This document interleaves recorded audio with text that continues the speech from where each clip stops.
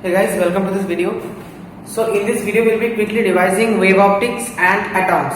I have already done ray optics, electromagnetic waves, dual nature of radiation and matter. That leaves us with wave optics, atoms, and nuclei and semiconductors. I will be doing as soon as I get the time. You must give me some time for that. So in today's video we'll be quickly devising. I will not be able to show you all the derivations and derive all the concepts and explain everything, but because this will be a quick revision video, so if you are already done with the chapters, you can watch this video, else this video will not be helpful for you. So first let's start with wave optics.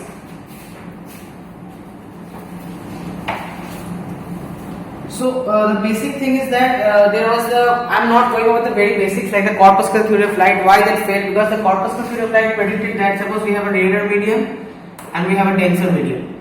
So Newton thought that light was made up of particles, like material particles called corpuscles, and denser medium will have more number of atoms, more number of matter, so it will be attracting the particles more. So according to Newton's model, the speed of light should increase when it is moving from rare to a denser medium.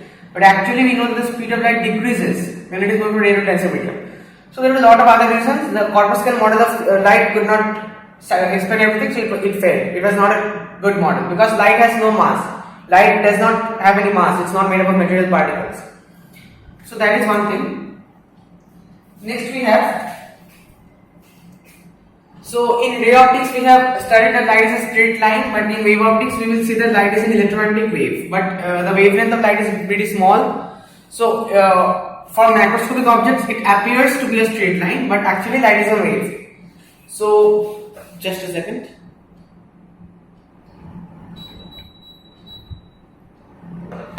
Yeah. So just a second. So, but light is not a wave. Actually, light has dual nature. Light is sometimes light acts as a wave. Like you need the wave theory of light to explain phenomena like interference, diffraction, and many more. But you need the particle theory to explain photoelectric effect and yeah. So this is the basic, and then we have a wavefront.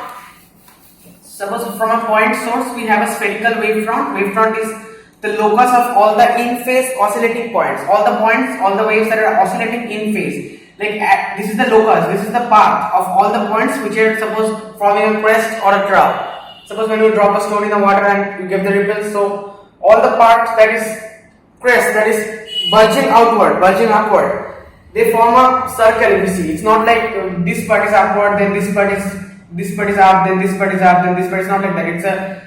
They are all in the same phase. I mean to say, I hope you are getting my point. So this circle is called a wavefront, and the wave propagates in a direction perpendicular to the wavefront. So any radius if I draw it to be perpendicular, you know that. So from the center if I draw any radius. So for a linear source of light, we have a cylindrical, like in every direction light will be propagating. So we will have a cylindrical wavefront. This sort of wavefronts, like a cylinder sort of. And this is the basic thing. Now how does a wave propagate?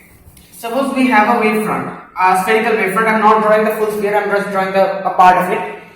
So according to Huygens principle, each point on this, there are infinitely many points on this wavefront. So each point on this wavefront acts as a source of secondary disturbance. And suppose this was the original point of this wavefront. Now this point will act as a source of secondary disturbance and will give rise to a wavelet or a smaller wave.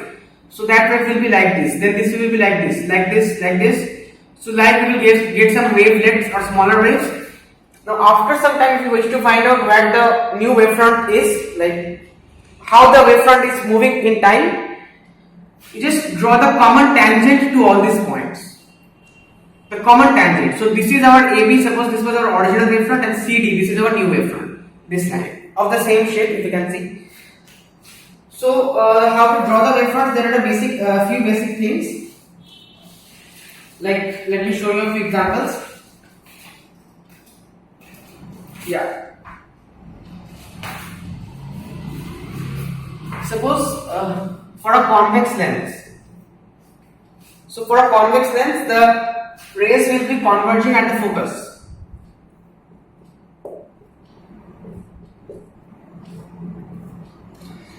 So the wavefront here will be, you see, you just draw perpendicular, perpendicular, perpendicular, perpendicular, perpendicular. So you can see that the wavefront will be shaped like this. So just an example, but we will not be going over everything because we have very less time. Next, laws of deflection and laws of refraction on the basis of wave theory. So in laws of reflection, there is nothing pretty much. You have this is the incident ray, two incident rays, and this is the incident wave front perpendicular.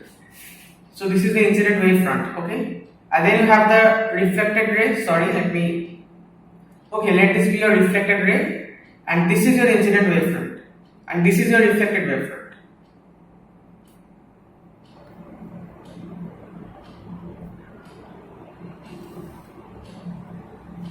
Okay, yeah. So basically, let us draw the normal here and the normal here. So this is my angle I. Now this angle is 90 degree. Again, this is the wave front. So if this is the wave front is always perpendicular to the, I already told you, perpendicular to the direction of propagation of wave. So that means this angle is also 90 degree. This angle, this angle is also 90 degree. So this is I, this is 90. So this is 90 minus I, and this is 90. So this total angle is I. In the same way, you will see that this total angle is R, because this is R, and again 90, the same concept I am using. So this is I and this is R. Now all we need to prove is that I is equal to R. For that, suppose this is the wave front. Suppose this point has touched the surface of the mirror. Then this point will be touching it soon afterwards. Then finally this point will be coming and touching it here. Suppose it takes a time t. Suppose this distance A, B, C, D. This distance AB is, what is the distance? Distance is speed into time. Suppose this wave is moving with the speed v and it takes time t. So this AD will be Vt. Now with Vt as the radius, we will draw another arc like this. We will cut here and then we will draw the point. So this will be our reflected wavefront, because we are taking AD to be equal to BD. So AD is equal to BD. I can write that, right? AD is equal to BD. Now what we are doing basically, for the time taken for A to reach C, to reach D will be the same as the time taken for B to reach C. I hope you are getting this point, because this distance is this time should be same, and that's why we are taking the. You may ask why we are taking Vt to be the radius, like why we are taking Vt to be the radius. But that is how to draw, like this much distance is Vt. So we know that the distance will remain the same. The wavefront will be we need to take the same distance and draw an arc from this point. So by the time this point will have reached here, this point will have reached here. Now you can prove these two triangles are congruent and this angle is equal to this angle. The other law you can easily prove by going over the concept of planes. You know, suppose this is perpendicular to the board, plane of the board, and those things. I'm not going over it. For the refraction, suppose this is your two refracted rays are coming. So this will move. Suppose this is rarer to denser medium. You can prove from denser to rarer as well. So this will move towards the normal. This will move towards the normal, and so this will move a short distance, because once it has entered the denser medium, it will move a short distance. But let me draw the wavefront. So this point here, at this point it is still not entered the denser medium. So it will go on like this, and this distance will be greater than this distance, because it will cover a greater distance, because its speed is more in the rarer medium. So you get this sort of triangle. This distance is smaller than this distance. I think you can see it. Okay. So this is I. This is 90, and this is also 90. So this is also I. Similarly, this is R, angle of refraction. Now this angle is 90. So this is 90 minus R. This is 90. So this is R. So if we have to just prove that sin I. What is sin I? This distance will be, suppose the speed of light in medium 1 is v1t, and this distance will be v2t. Speed of light in medium 2 is v2. So what is sin I? This is 90 degree. So sin of I will be sin I by sin R is v1t by, suppose this is A, this is B, v1t by AB upon sin R. Sin R is this angle, so it is this v2t by AB.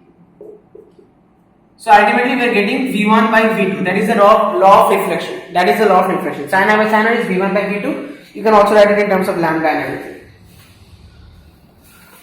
So next, I will be assuming that you are aware of the basic properties of waves and everything, because I cannot go over that in this video. So what is called, this phi is called the phase difference of a wave. I hope you are aware of the basic equations of the wave, like a sin omega t plus kx, that term is called the phase.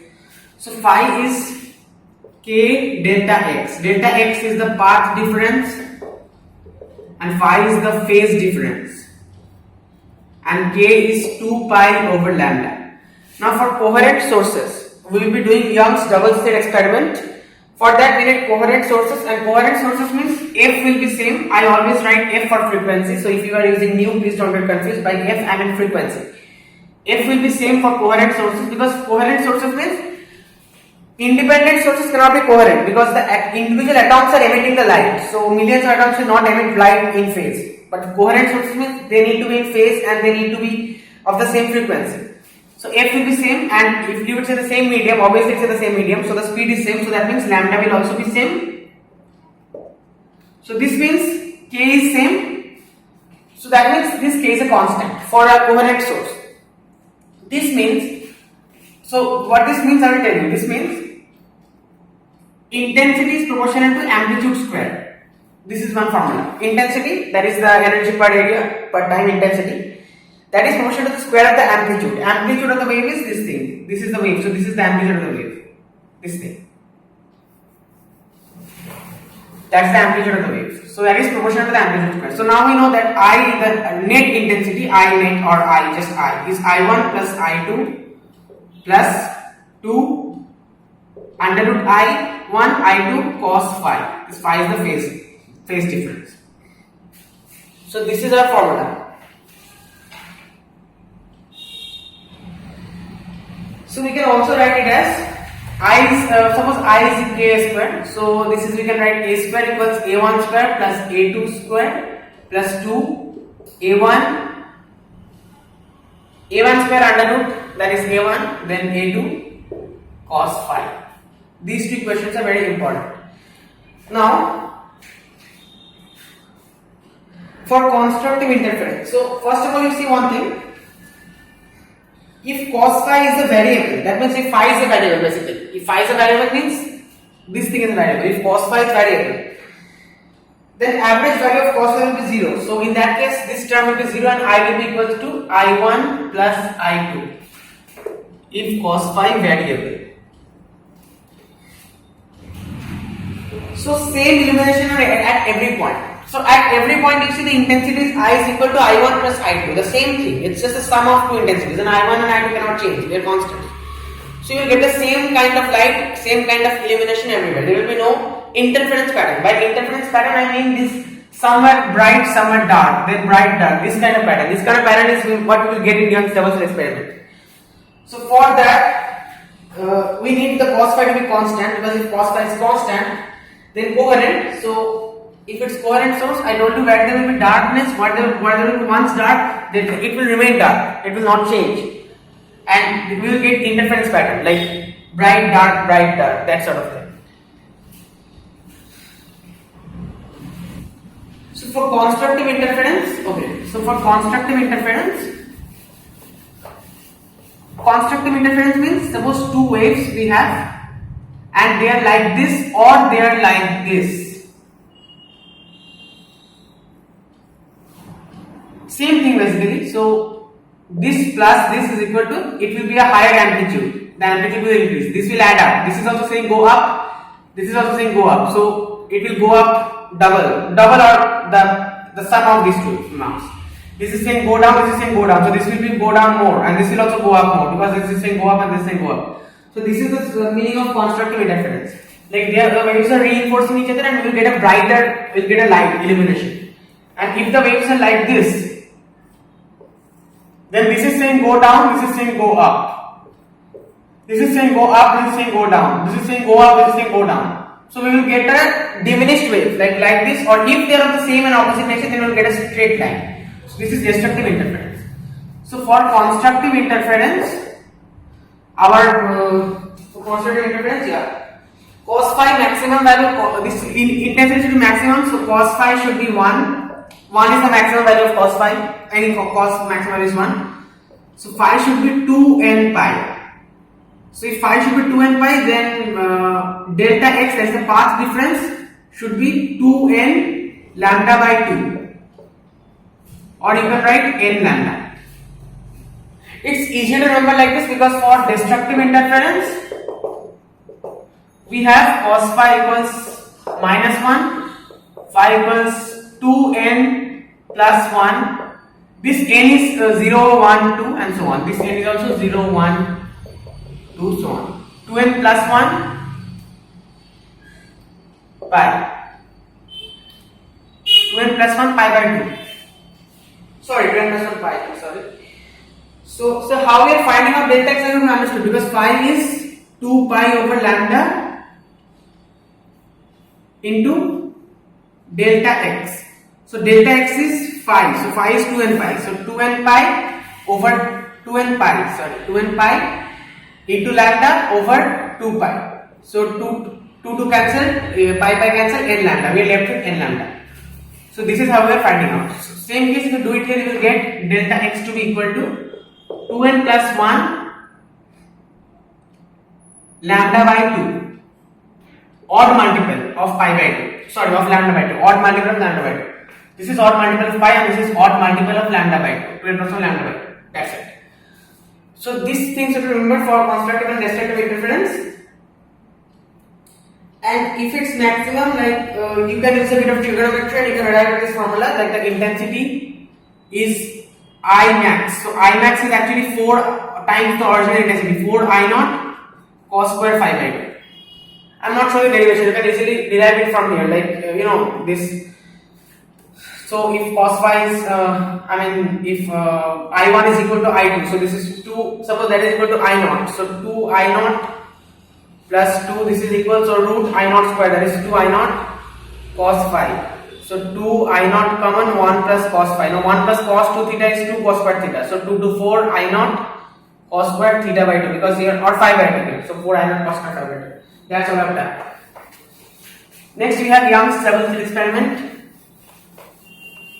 So it's pretty simple actually. By the way, I'm covering only those portions which are there in your term 2 syllabus for this year, 2022, this year CBSE. Okay. So I'll not be covering the validity of ray optics, what do I mean? That polarization and those things. I'll not be covering. So yeah. So for Young's double slit experiment, we have a coherent source of light, and we have 2 slits. Slits means we have 2 very small holes. Holes, like suppose if I'm showing you in the front view, a small slit like this through which light can pass. So 2 small slits like this. So this I am seeing from the above. So these are the points where we have the slits. So I am drawing the view from the above, and here we have a screen. So in this screen we get an interference pattern like bright, dark. Suppose this black, when I'm blackening the part, that means it's dark, and when I'm leaving it just as it is, that means it's bright. So dark, bright, dark, bright, dark. Then here will be a central bright. Dark, bright, dark, bright, dark. So like this we'll get an interference pattern. So from here we will get the coherent source of light. So in this is called a centered bright, because in this case there is no path difference, actually the same distance from both the slates the light is moving. It's called the centered bright. Then suppose we want to find out the distance of this first bright. So suppose this is the centered bright. Okay, this is this one. So suppose then we want to find out the distance of this one, the first bright spot after the centered bright. So suppose this will be like this. So draw a perpendicular. This will be your difference, path difference, delta x. This will be delta x. Why? Because see, the light from here is traveling this much of distance, and here I have dropped a perpendicular. So this distance and this distance are the same thing, but here this light is traveling this much distance extra. I hope you understood. Now you will tell that this is a right angle triangle. So how come, suppose if I draw a right angle triangle, then is this and this the same distance? Obviously not. But when these two slits are very small and very close together, this distance is called small d and this distance is called capital D. The distance between the screen and the slit is capital D, which is called small d. So this distance is very small. So suppose if this distance is very small, that means this side of the triangle is very small, pretty much small actually. So if I draw a triangle like this, it's almost the same thing. If this side shrinks, then this and this will almost overlap, right? So they will almost be the same thing. So I hope you get the point. Now this is delta x. Now this angle is theta. This angle is theta. So this is 90 and this is also 90. So this is 90 minus theta. This is 90. So this angle is also theta. So from this I get sine theta. This is 90. So sine theta will be equal to delta x by d. So delta x is equal to d sine theta. Is this clear? I know that figure is a bit small, but I hope you can make it out. I am sorry for this habit of mine of drawing small figures. So next we want to find out the first bright spot. That means constructive interference.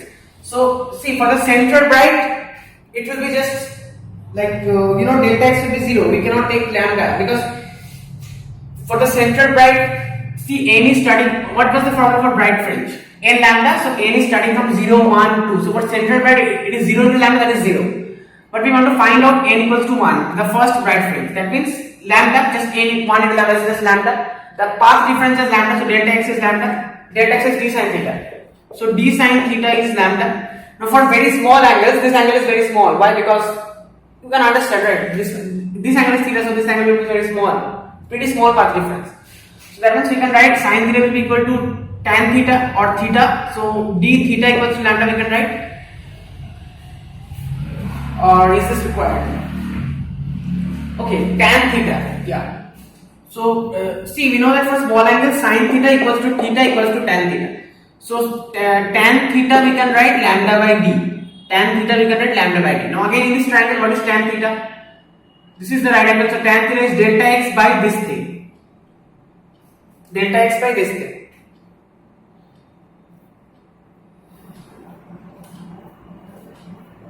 Okay, in this triangle you see, this is y. Suppose this y is what we have to find out, the distance of the first bright fringe. So in this triangle, tan theta is y by d, capital D, y by d. So y by d equals lambda by d. So y equals to d, capital D lambda over small d. So this is the formula for the first bright fringe. Now let me write the general formula because I am not going to rewrite each and every result. It's not possible for me, you see. So the general formula is that x equals, what is x? X is the distance. You know what I mean? This distance. Suppose let me write y if you're, because here I used the term y. So y equals d delta x over d. So you see d delta x, here delta x is lambda here over d. So this is the general formula for maxima, that is bright spot, constructive interference. Xn will be n d lambda over d. That means for this, if I want to find out the second y2, suppose then this will be 2 d lambda over 2, y3 3 d lambda over 3. And for xn, for this is for maxima, that is the bright spot, and this is for minima. For minima, the formula will be, see, for minima, this will be 2n minus 1 lambda, sorry, 2n plus 1 lambda. So this will be 2n plus 1 d lambda by 2d. That is 2n plus 1 d lambda by 2d. 2n plus 1 by 2. Here we are just having n.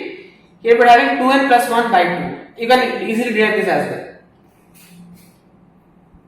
So d lambda by d is not the central bright fringe, by the way. Suppose d lambda by d, the y1. This is the first bright fringe. The central bright fringe will be 0. So I hope you got this point. And fringe width, you can calculate, just subtract the distance from two consecutive fringes, that is called beta, that is d lambda over d, both for the bright fringes and for the dark fringes. So all the fringes are equally spaced. So the interference pattern actually looks like this. Let me show you here. Beta is d lambda over d. Be it a bright fringe, be it a dark fringe, the width of the fringe will always be the same. So suppose this is our screen, the final screen. So suppose dark here for this much width, for the same width bright. Then again dark for this much width. From the same width bright, for the same width bright, again dark for this much of space, for the same space bright, and it will go on like this. I hope you have got the pattern. I can't draw it for but I hope you got the pattern.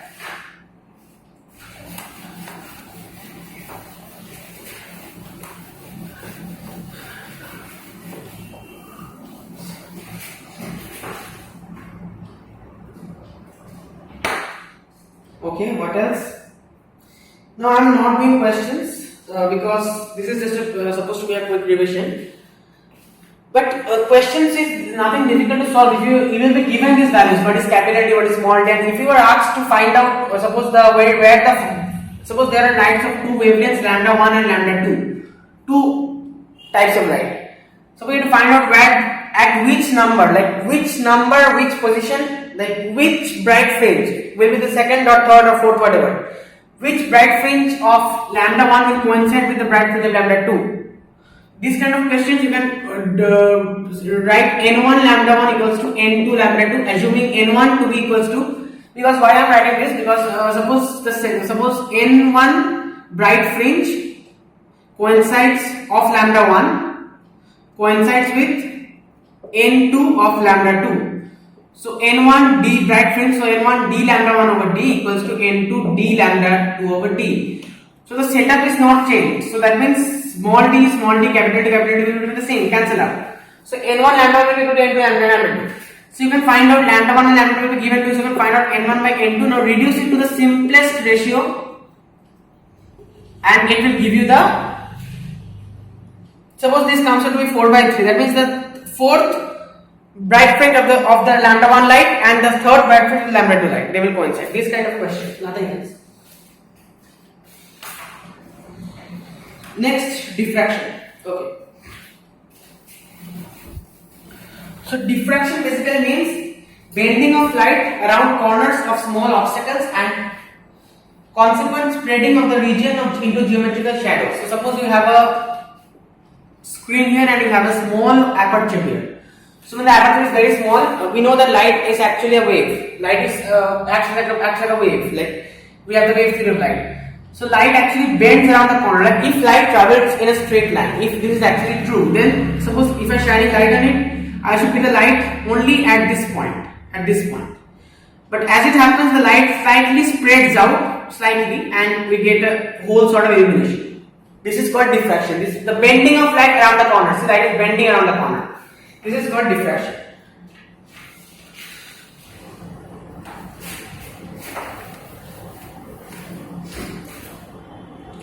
So in diffraction, suppose here we have an opaque object and here we have a screen. See, light is falling from here. So you should expect an illumination here, but a dark shadow here. But if it's for very small, like if you have a blade and you can switch on the torchlight, you will see the edges of the blade are blurred and not distinct, not sharp. That's due to diffraction. So light actually bends to the shadow region, and you see you get a sort of interference here, but I mean in the sense, see in your NCERT book it's given what is the difference between interference and diffraction. From Feynman lectures of physics, it's very very crucial point. From Feynman lectures of physics, they have given the definition of interference and diffraction. Like what is the difference between interference and diffraction? I will ask you to go through that. That will be very important. Because fundamentally it's not so much different. Okay, fundamentally it's not so much different. They are not fundamentally different phenomena, interference and diffraction. So anyway, so we'll have dark fringes whose width will decrease with time. Suppose here we have dark shadow, then we will have a bit of illumination and then a dark fringe. Then again a bit of illumination, then a dark fringe with a width smaller than this. Then a dark fringe with a width smaller than that also. Then like this and like this it will go on. I hope you got the pattern.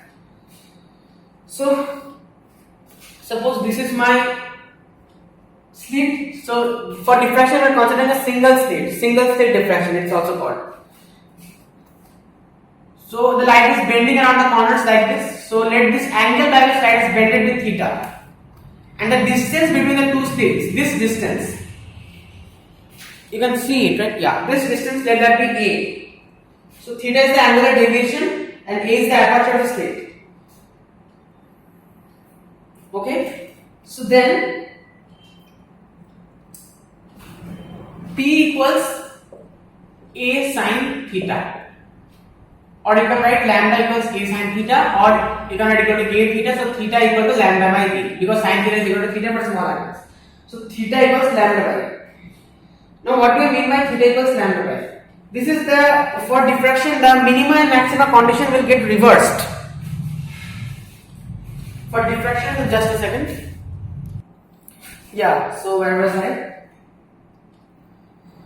So for the minima case, in this case for the minima, that is for the dark spots, for the minima, we will have n lambda by a. Theta is equal to n lambda by a. The angular part, theta is equal to n lambda by a. And see, we know that, suppose we have this kind of figure, right? So this can be considered a part of an infinitely big circle. So this is the arc and this is my angle theta. So angle equals arc by radius. So radius is the distance d. This distance is d from the slit to the final spin. This distance is still d, capital D. So this is angle. So arc will be, suppose this arc. This is what we are trying to find out, the width of the bright fringe and the dark fringe. So this arc will be angle into radius, that is theta into d. So with theta you have to multiply d. That means this is theta. So theta into d will be equals to n lambda d by a. And this is your width of the minima. In this case I told you this will be for minima, yeah, because this was the condition for maxima in the case of YDSC, Young's Diversity experiment, but here it's the opposite. So for maxima we will have 2n plus 1 lambda d by 2a, 2n plus 1 lambda d by 2a. This is d theta. Theta will be 2n plus 1 lambda by 2a. Okay. And the central fringe in this case, the angular width will be for the central bright fringe. The diffraction, the intensity graph is, suppose in the case of interference, the intensity graph is like this. Like all the bright spots are of the same intensity. Like this is dark, bright, like this. Slowly increasing from dark to bright and then again bright, then again dark. But in this case, the graph is somewhat like this. The central fringe, that is twice the width, the angular deflection and angular width is 2 theta, that is 2 lambda by a, and it's 2 lambda d by a. What do we say, that width, that is d theta, will be 2 lambda d by a. D theta dash, let me say theta dash, it's 2 theta. So this central will be double and it will also be much more in intensity. The intensity will drop off as we go down from the center, move left or right to the center. See, it's dropping off. This is only reaching till here. So this kind of graph for diffraction.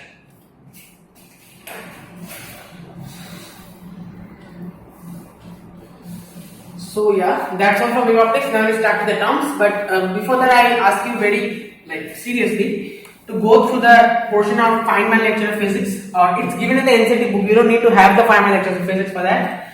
The difference between interference and diffraction. Okay. I am not having the NCERT right now. I have it upstairs, so I am not reading it out. Hope you understand. So next is atoms. Atoms is a very short chapter and everything. We will do it soon enough. So I hope you are all aware what the Thomson's model is all about. Thomson's plum pudding model. But it failed obviously. Why did it fail? Because it could not explain the spectral lines, it could not explain the observations of Rutherford's alpha-particle scattering experiment. So this is my radioactive source, and this is I have a lead block here surrounding it because to absorb the radiation. This is my radioactive source of alpha particles. What are alpha particles? Alpha particles are helium-2+. That means helium ions, helium atoms from which you have removed the 2 electrons. This is lead cover. So from here the alpha particles will be going. Then this is a collimator. Collimator will be used to focus the particles into a beam. Then this will be going through a gold foil. This is the experiment, gold foil experiment. Then the alpha particle will be scattered and we have a zinc sulfide plate coated chamber. This is a vacuum chamber. So that the alpha particles do not collide with any other particles on its way. So we do this entire setup in vacuum, and here we have a gold foil, and then we have this total portion. It's covered by zinc sulfide. So this alpha particle, it will get deviated by some angle. Suppose this, and when it touches the zinc sulfide, we get a spark. So it's easy to notice. it's easy to notice whether it's deviated by this much angle or it's deviated here or here or here or just 180 degrees or just here. It's easy to notice the deviations. So this is all about Rutherford's experiment. Now the graph of the number of particles versus the scattering angle theta. This is the scattering angle theta. So the number of this is the graph of this is scattering angle theta and this is the number of particles n, number of particles scattered. This graph is like this. So for when theta is very small, for small angles, then n is high. That means many number of particles are scattered by a small angle. Small angle means almost they pass straight to the gold file, like almost zero angle, or maybe some small angle. And when the angle is very large, like this much deviation, so this angle will be, this much theta, or maybe some very rare case, but still it happened, totally rebound back 180 degree. So the angle will be 180 degree. For those cases, the number of particles are very small. So very small. Like for instance, more than 8,000 particles get deflected by more than 90 degree, and occasionally some particles get rebounded by 180. But most of the particles would pass straight to the alpha particle, to the gold foil. So this means most of the atoms will be, Rutherford did all this, actually this was not Rutherford, Rutherford's two students actually did this thing, Rutherford helped them. I think that was the story if I remember it right, but that's not the point anyway. So, where was I? I'm losing track of things these days. So, Rutherford did all this to understand the structure of the atom. So if most of the alpha particles could pass undeviated to the gold foil, that means most of the atom is empty space. But some particles got rebounded and some particles got scattered. So the alpha particles are positively charged. So only a positive charge can scatter a positive charge particle. Scatter means what? Suppose this is the positive charge nucleus. The alpha particles are coming close to here and then it's getting deflected. So that means there is repulsion going on. It's not falling into the gold foil. It's not attracted. So it's getting deflected. So that means only positive charge will be present in the atom. So only few particles can deflect. That means positive charge should be very small in a very tiny amount of space. It's very small, very tiny, and it is cramped. It is all confined to the nucleus, the positive charge.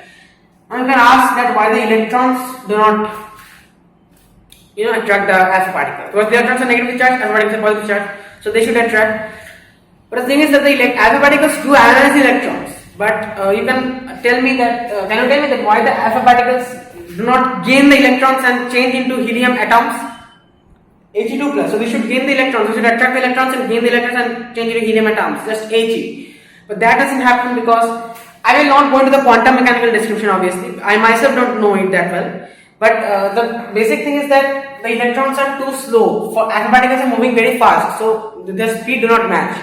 And the electrons are very they are revolving and the electrons are very tiny.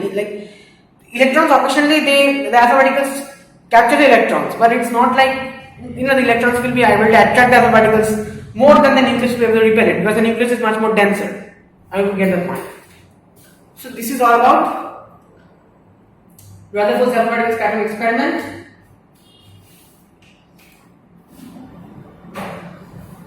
So yeah, distance of closest. Before this thing, let me discuss the Rutherford model of the atom.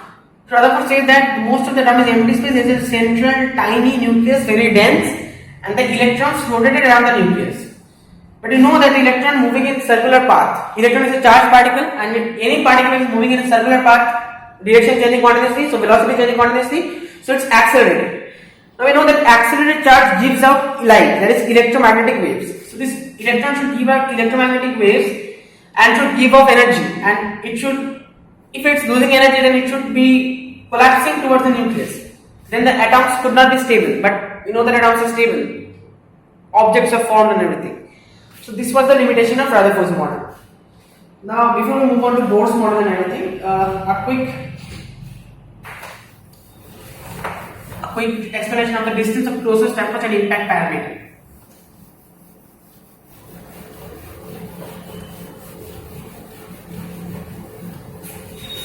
So distance of closest approaches, suppose here we have the nucleus. Now the alpha particles do not collide with the nucleus. The alpha particles do not physically collide with the nucleus because there is much too repulsion for that to happen. The alpha particles, those which are rebounded by 180 degree, I am talking about those alpha particles, not all. So they come very close to the nucleus and then they get rebound back. like this. So this is called the distance of closest approach. The distance at which they stop and start rebounding, retracing its path. That is called distance of closest approach. What is the formula? So at this point, the kinetic energy was half mv square. At this point, now this total kinetic energy will be converted into potential energy. Only then the arithmetic will be able to stop. So this will be equal to potential energy. What is the potential energy? Arithmetically having +2 charge, and this is having plus Zd. This is the neutron. So nucleus. So nucleus will have Z is the atomic number. So that many number of protons, and the charge of proton is same as electron. So plus Zd. So this is 1 by 4 pi epsilon naught. That is K. 2e charge. Yeah. So 2e into Zd over R. R naught actually, because this is R naught. So from here we can say R naught is 2ze square over 4 pi epsilon naught mv square over 2. So this 2 will go here. So 4. So z square over pi epsilon naught mv square. This is our formula for distance of closest approach. And impact parameter. What about the impact parameter? Impact parameter is see, basically impact parameter is nothing but this is my central line. The nucleus is here. This is my central line. And suppose my alpha particle is coming through this line. So this is the vector of the alpha particle. So it will get slightly deflected by this angle theta. Because it is, now see, if it is farther from the central line, that means it is farther from the nucleus, then it will be deflected less and less. And if it is very close, suppose this much close, then it will be deflected 180 degree, total 180 degree. So the distance between the vector of the helium alpha particle He2 plus, the velocity vector of He2 plus and the central line, this distance is called B, or the impact parameter. And this B is inversely related to the scattering angle theta. This B is inversely related to the, actually B is inversely related to the scattering angle theta. Okay. So if B is small, then theta will be large. Yeah. If theta is large, then B will be small, because actually it's at inversely related to deflection. That is the scattering angle theta. We can write theta, no problem. B is inversely related to theta. If B is large, then theta will be small, because large distance between the nucleus and that, so that is small deflection. If B is small, then theta will be converted to bigger, so inversely related. And this is a formula. This formula you can remember if you wish. B is 1 by 4 pi epsilon naught. Z is square cot theta by 2. Theta is a scattering angle. Z is square cot theta by 2 over half mv square. So that's all. Now, so impact parameter decides the scattering angle and trajectory, and size of atom is 10 to the power minus 10 approximately meter, and size of nucleus is 10 to the minus 15 meter. So there is a huge difference, 10 to the power 5 of the order of 10 to the power 5. Okay, next I will not be following any notes or any books. I will just be giving you the basic idea, because I might be missing out something. I agree that I might be missing out something, but I will try to cover it in the best possible way. And just the basic things, that's the most important things, not the whole chapter. I don't deny that. So Bohr gave his model. Basically the main condition of Bohr's model was that electrons revolve only in certain orbits called allowed orbits, called permissible orbits. Only in these orbits the energy level was fixed, and even if the electron rotated, they did not collapse, because for this you need to understand the spectral lines, Bohr's theory. So spectral lines means, okay, so spectral lines I'm skipping for now, because I don't really have much time right now. It's 43 minutes already, so spectral lines means basically the bright light spectrum, dark light spectrum, absorption spectrum, emission spectrum, like Lyman series, Balmer series, Paschen series, bracket series. Those things are basically nothing to explain actually. If you just go through the book, or if you go through any YouTube video, you will understand it by itself. Nothing to explain. So I'm skipping this part. I'll just be going through Bohr's model and the formulas. The formula for radius, formula for the velocity and everything. So the main condition of Bohr's model was that the angular momentum mvr should be equal to some whole number, some integer times h by 2 pi. This is the main thing. So how was this derived? So stationary waves, the orbit, it should be, the electrons can be treated as waves according to de Broglie's hypothesis. We know that. So the orbit, the circumference of the orbit 2 pi r should be equal to some whole number times the wavelength lambda, some whole number of wavelength. The drawing isn't quite that good, but anyway you understood. So 2 pi r is equal to, and lambda is h by mv or h by p according to de Broglie's hypothesis. I did it in dual nature radiation matter. So mv here and r is equal to nh by 2 pi. That's all. Nothing else. So mvr equals to nh by 2 pi, and now what? Suppose this is my nucleus and this is my electron revolving around the nucleus in Bohr's model. So in Bohr's model, the basic idea is that you have stationary orbits. Stationary orbits, some fixed orbits, and the energy in this orbit is fixed. So suppose we have, this is the first orbit and this is the second orbit. Now the electron cannot remain in anywhere between the orbits. The electron can jump from the first orbit to the second orbit, or from the second orbit to the first orbit. If it jumps from the first to the second orbit, it will be absorbing a photon, gaining energy, and jumping from the first orbit to the second orbit, which is higher energy orbit. If it jumps from the second orbit to the first orbit, it will be losing a photon of light and coming back, de-excitement. But only these certain particular allowed orbits are there in Bohr's model, and in revolving around these allowed orbits, electrons do not radiate electromagnetic energy. So this was basically what Bohr did, was mix together classical theory and old quantum theory. That's what it did basically. So yeah, can you see this part? I think the light is falling there. Never mind that, I'll show you. So suppose this is the distance r. So mv square by r, the centripetal force, should be equal to the force of between the electron and the nucleus. So that is, electron is 1 by 4 pi epsilon naught, or let me write k for simplicity. Okay, k. Charge on proton is Zd, and charge on electron is E. So Zd square. We take only the magnitude of charge, so don't take minus E.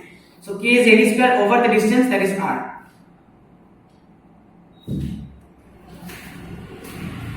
Just a second.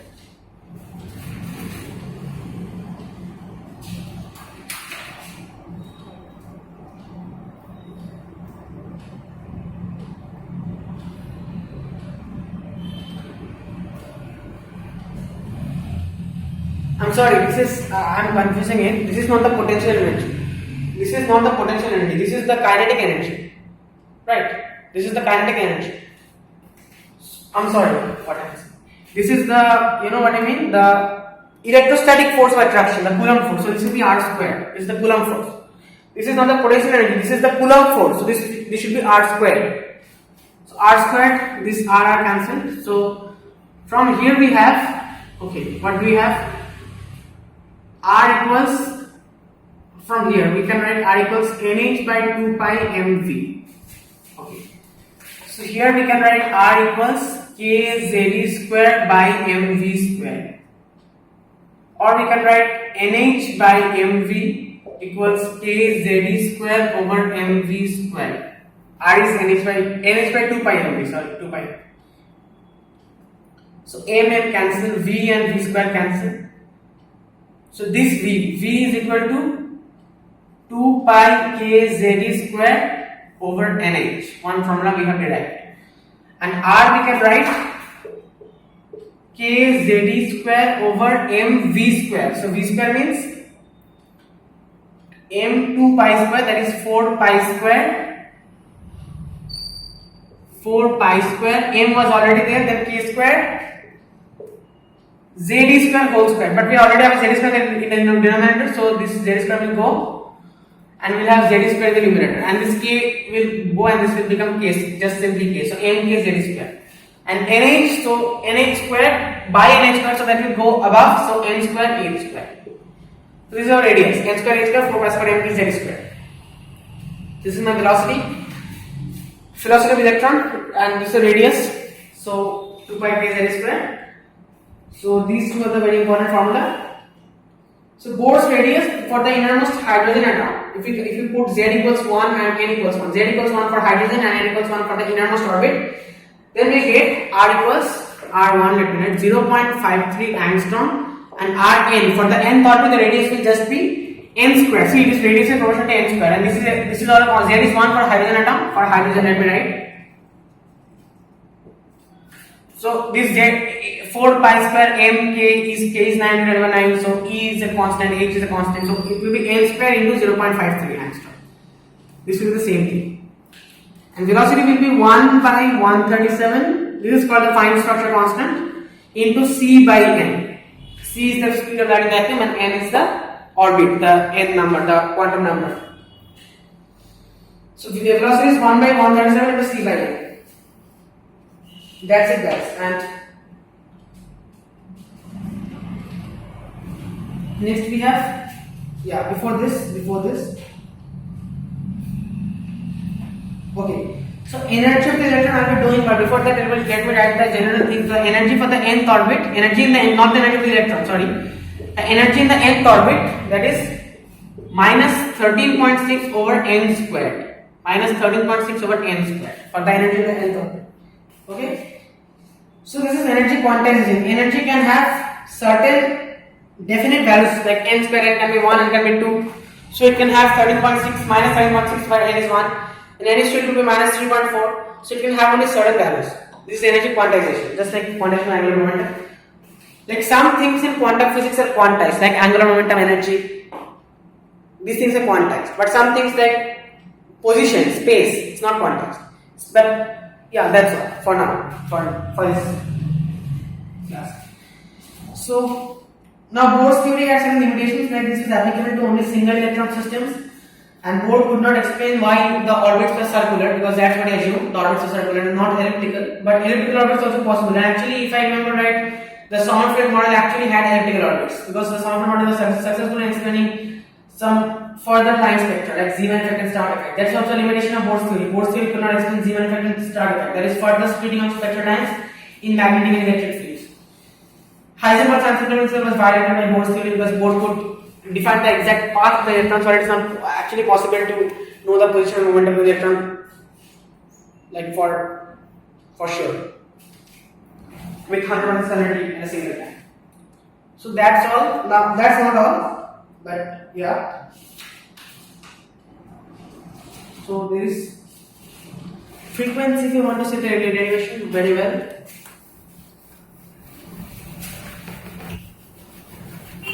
So frequency, I am not showing the derivation.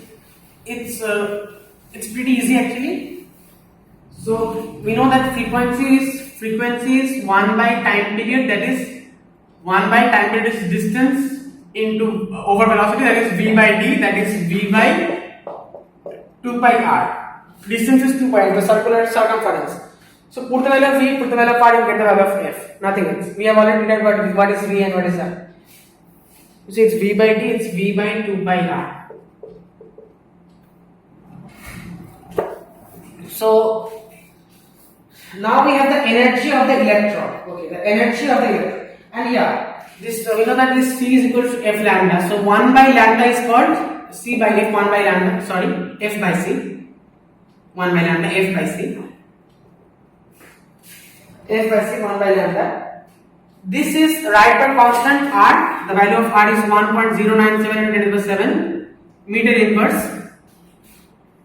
1 by n, once n final square, that is n final square minus 1 by n initial square. So I told you I will not be covering this part, but still let me give you a very basic introduction, like a very basic thing. So n, suppose or from n equals, this is n equals 1, n equals 2, n equals 3, n equals 4. Suppose NF is 2. NF is 2 means the final energy level that the electron will be stopping is 2. Now the electron can come from 3. Of course, the electron must come from a higher energy level. Electron cannot come from 1. Electron can come from 3, can come from 4, can come from 5. So the value of N1, Ni can be 3, 4, 5, 6 and so on, but the value of NF will be 2. In that case, we call it the Balmer series. It lies in the visible range. If NF is 1 and Ni is 2, 3, 4, so on, then we call it the Lyman series, which is ultraviolet rays. So Bohr's model actually predicted a lot of these spectral lines. Basically, we get that when the atom is, suppose a hot gas, we pass it through a prism wedge, triangular prism wedge, and we get a screen. So we get these kind of bright lines. Okay, bright lines, not a continuous spectrum, but these bright lines. This shows that actually it's not continuous, it's quantized. It shows that. So if NF is 2, NF is 2, then we already discussed it, yeah, this point. Suppose NF is 3, then it's called, and Ni will be 4, 5, 6, then it's called pass chain, and then NF is 4, we have bracket and fund series and so on. So this is it. Now the energy part, the energy of the electron. So how to find the energy of the electron? This is the last topic we'll be discussing before ending today's video.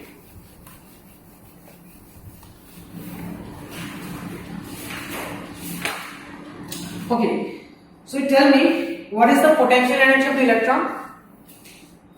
Potential energy will be minus K, electron charge is E and proton charge is Ze. So K is Ze square over the distance R. Minus K Ze square over R. This is the potential energy. Just using the electrostatic formula and nothing new I have used. If you are familiar with electrostatics, you shouldn't have a problem with this formula. Okay. So kinetic energy will be K Z square over 2R. K Z square over 2R. And the total energy, this thing you have to remember, the total energy will be this plus this.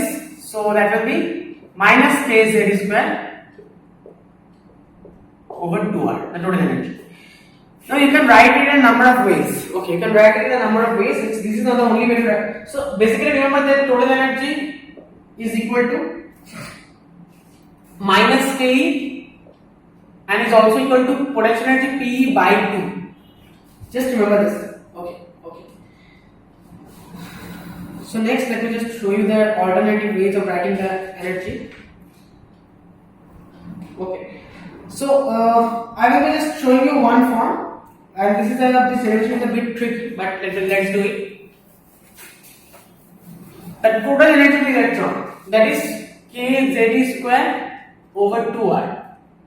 Or I am just not doing it because I did it earlier yesterday and it's the same thing. See, what you need to do? Just need to substitute the value of R. Just need to substitute the value of R, n square x square over that. Then you will get some point. At that point of time, you need to substitute the value of m. From where you will get the value of m? mv's r equals nh by 2 pi. So m will be nh by 2 pi vr. Now here you substitute either v or r. I think it's better to substitute. What did I do here? I think I substituted v. So substitute v here and then put the value of m, get a m here after substituting r. So put the value of m there and ultimately we get ze square over 8 pi epsilon naught r. The total energy. So for hydrogen atom, it will be minus. Sorry, obviously it will be minus. Now what does this minus sign indicate? That this minus sign indicates nothing but that the electron is bound to the atom. That's all, nothing else. So for hydrogen atom, Z is equal to 1. So the total energy will be minus E square over 8 pi epsilon naught r. So that's all for this video, guys. Thank you very much. I know this was a abrupt dismissal, but I will be dropping one more video by today tomorrow. So I have some work to do. That's all, guys. I hope this was helpful. I know I didn't cover everything in a very good way, but still, thank you very much.